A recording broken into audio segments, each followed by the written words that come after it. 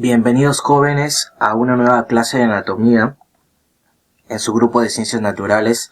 El día de hoy vamos a hablar sobre las articulaciones. Quien les habla es el profesor Edwin Paucar Montenegro y vamos a complementar todo lo que es el sistema óseo con este tema que es articulaciones. ¿Por qué es tan importante? Bien, el sistema óseo, si bien cumple una función de poder ser el soporte y las estructuras para que permiten el movimiento, las articulaciones son básicamente importantes porque van a permitir que se realicen estos movimientos. Bien, vamos a ver. Artrología. ¿Qué es la artrología? Bueno, en este caso es el estudio de las articulaciones. También en algunas ocasiones se les denomina sindesmología. ¿Qué es una articulación? Bueno, se denomina articulación a la unión de dos o más componentes del esqueleto, puede ser óseos o cartilaginosos. Las articulaciones también pueden ser inmóviles, con movimientos limitados o con muchos movimientos o movimientos considerables. Vamos a ver la clasificación de cada uno de ellos. En el primero vamos a ver la clasificación según su función, su funcionalidad, y se basa en el grado de movimiento de estas, que pueden ser sin artrosis, que no tienen movimiento, son inmóviles, o también llamadas en algunos casos suturas. Y existen 4 tipos de sinartrosis. La sutura dentada, por ejemplo, en el hueso occipital, ¿no? Con los parietales, esa forma que tiene, como si fueran de dientes, es justamente el nombre le da sutura dentada. Sutura armónica, cuando son de dos estructuras totalmente planas, que lo podemos ver aquí, ¿no? Es plano, ahí, no es dentado como aquí. No. Tenemos también sutura escamosa, que lo podemos encontrar entre el hueso temporal y los parietales, ahí es en forma de escamas, y la esquindelesis, que consiste en que una parte de un hueso va a encajar en la hendidura de otro, como lo podemos ver entre el hueso etmoides y el vómer. Tenemos las anfiartrosis, tienen movimientos limitados, son a través de cartílagos, ¿no? La unión a través de cartílagos que van a permitir ciertos movimientos, como por ejemplo el cartílago de los discos intervertebral, que le permiten cierto movimiento a nuestra columna. Y tenemos las diartrosis, que poseen gran libertad de movimiento, como por ejemplo la cabeza del fémur, ¿no? Con el acetábulo del hueso de la cadera, ¿no? Eso va a permitir bastante movimiento. Tenemos la otra clasificación según su estructura. Y en este caso es por la presencia o ausencia de una cavidad. ¿Bien? Esta articulación es de tipo de tejido conectivo que une a los huesos. Tenemos las articulaciones fibrosas. Bueno, en este caso sabemos que están unidas por unas fibras, ¿no? Sin cavidad articular, pero con tejido conectivo fibroso que une los huesos. Los movimientos son escasos o en ocasiones son nulos. Aquí encontramos las suturas, que lo hemos visto, ¿no? Por ejemplo, la sutura sagital o interparietal, ¿no? Todas las suturas no le permiten movimiento a nuestros huesos del cráneo, ¿no? Son estáticas, no les permiten ningún movimiento. Tenemos la sindesmosis, ¿no? Con más tejido conectivo fibroso que las suturas, pero también el movimiento es muy limitado, ¿no? No tiene mucho movimiento. Lo podemos ver en la articulación distal de la tibia y el peroné, o en la articulación, la diáfisis del cúbito y el radio. Aquí lo podemos ver, ¿no? Aquí del cúbito y el radio, hay el cartílago, un poco más de tejido fibroso, y acá también, ¿no? Entre la tibia y el peroné. Tenemos gonfosis. Esta articulación entre la raíz del diente con los alveolos de los maxilares. Aquí lo podemos encontrar, si te das cuenta, este es un diente, ¿no? Y aquí está la cavidad, que es de los alveolos dentarios del hueso de los maxilares, ¿no? Tanto superior como inferior. Tenemos las articulaciones cartilaginosas. Como su mismo nombre dice, está formado por cartílago. Y aquí lo vamos a encontrar a la sincondrosis. Es una articulación en que la sustancia interpuesta es cartílago hialino, ¿no? Por ejemplo, se puede encontrar entre la placa epifisiaria que está dentro de la epífisis y diáfisis de un hueso. Es inmóvil, pero va a permitir cierto crecimiento. Y también lo podemos encontrar entre las primeras costillas y el esternón, ¿no? Las primeras costillas no le van a permitir un cierto movimiento. Las demás sí tienden a expandirse en el momento de la respiración.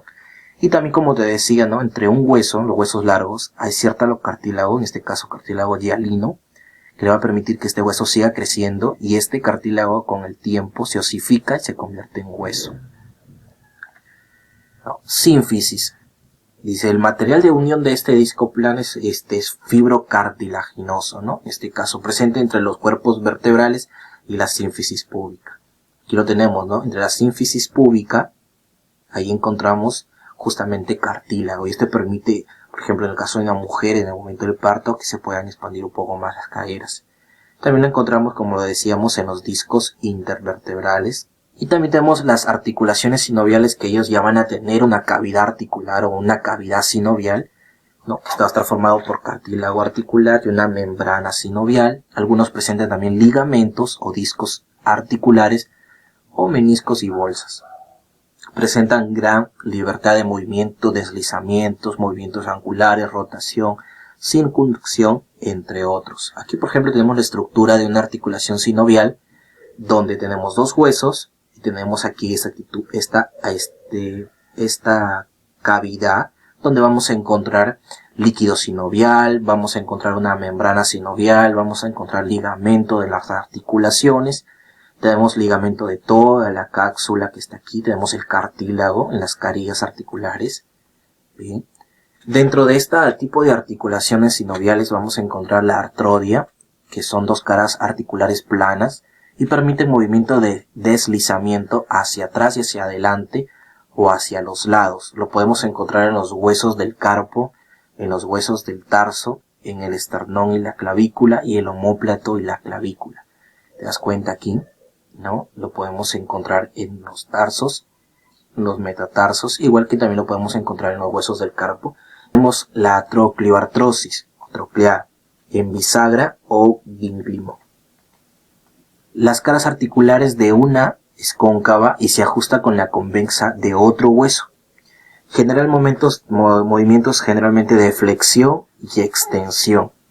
Por ejemplo, el codo, el tobillo y las interfalanges, ¿no? Aquí, por ejemplo, encontramos entre el codo, ¿no? El cúbito, ahí está, es una parte cóncava con otra parte convexa, ¿no? Una cóncava con otra convexa, para que puedan justamente encajar. Y le van a permitir movimiento de flexión y extensión. Tenemos la condiloartrosis o elipsoidal o condilar también llamada.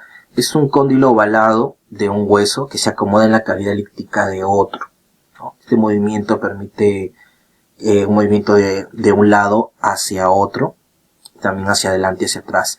Aquí tenemos, por ejemplo, la articulación del radio con los huesos del carpo o la articulación temporomandibular. Bien, y aquí te damos cuenta, ahí está metacarpo, falanges, ¿no? Toda esta parte de aquí, temporomaxilar también, lo podemos encontrar aquí. Va a permitir ciertos movimientos, en este caso elipsoidal. Articulación tricoide o en pivote. Es una superficie redondeada y puntiaguda o cónica de un hueso articular con un anillo del otro hueso y sus ligamentos. Permite movimientos de rotación, por ejemplo, la del hueso del atlas con el axis, que son las dos primeras vértebras cervicales, y que van a permitir la rotación de la cabeza, ¿no? Aquí lo podemos encontrar. Aquí está, ¿eh? Aquí tenemos el atlas y el axis. Este dientecito que lo vimos en el tema anterior de la clasificación de los huesos, justamente va a permitir la rotación, ¿no? La rotación de la cabeza. Tenemos en artrosis, que consta de una cara articular esférica con un hueso que se acomoda en la cavidad del otro. Y un ejemplo de articulación es la escápulo-humeral y una articulación coxofemoral, ¿no? Aquí lo podemos ver. Aquí tenemos justamente el húmero y la escápula. Esta es la del hombro, coxo, ¿no? Femoral también puede ser el que vimos el caso de la cadera. También, ¿no? Entonces, como es de esta forma, va a permitir mucha variedad de movimientos. O en silla de montar o encaje recíproco, ¿no? Las caras articulares corresponden con exactitud, es decir, son cóncavas en una dirección y convexas en otra. Entre el trapecio y el metacarpio del pulgar, por ejemplo, aquí encontramos, ¿no? Ya acá podemos encontrar el otro tipo, ¿no? Cóncavas y convexas hacia diferentes lados para poder encajar. ¿Cuáles son los movimientos articulares que encontramos? Flexión, ¿no?, cuando se disminuye el ángulo entre los huesos. Extensión, cuando aumenta este ángulo. Supinación, cuando giramos la palma de la mano hacia adelante o hacia arriba. Pronación, la palma de la mano hacia abajo o hacia atrás. También abducción, ¿no?, que es alejarse de la planicie corporal del cuerpo. Y aducción, cuando acercamos hacia el plano medio del cuerpo. Rotación, cuando gira en su eje. Circundación es un movimiento en que la articulación es en un punto fijo y el extremo distal de la superficie gira en 360 grados. Inversión, cuando volteamos la palma de los pies hacia adentro, y eversión, las plantas de los pies hacia afuera. También podemos encontrar algunas afecciones, ¿no?, algunas enfermedades o problemas osteoarticulares, como la artritis reumatoide, que es una inflamación de tipo autoinmune, ¿no?, con dolor, hinchazón, incapacidad funcional. El reumatismo, que es un trastorno doloroso, ¿no?, en las estructuras de sostén del cuerpo, como los ligamentos, tendones, huesos, articulaciones, incluso músculos. Osteoartritis, enfermedad degenerativa, que se caracteriza por el deterioro del cartílago articular. Bien, osteoporosis, aquí sí tiene que ver con el hueso, que prácticamente los vuelve quebradizos y con tendencia a poder fracturarse. Osteomalacia, que es el reblandimiento de los huesos causado por un déficit de vitamina D. También raquitismo en el adulto, ¿no?, los vuelve mucho más blandos. Tenemos la osteomielitis, que es una inflamación de la médula ósea provocada por una infección. La bursitis, que es inflamación crónica o aguda de las bolsas sinoviales, que lo vemos en las articulaciones sinoviales. La luxación o dislocación.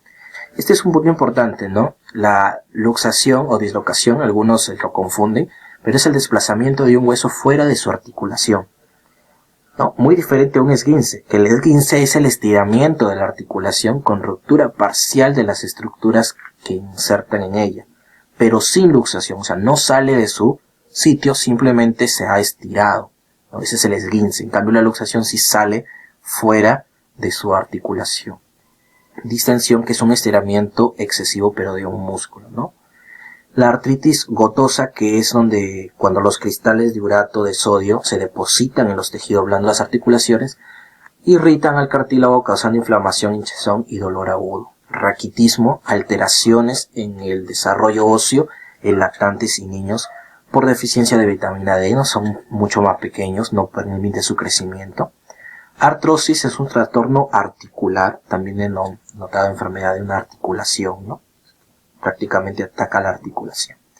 La condritis es una inflamación del cartílago y la sinovitis es una inflamación de la membrana sinovial de una articulación.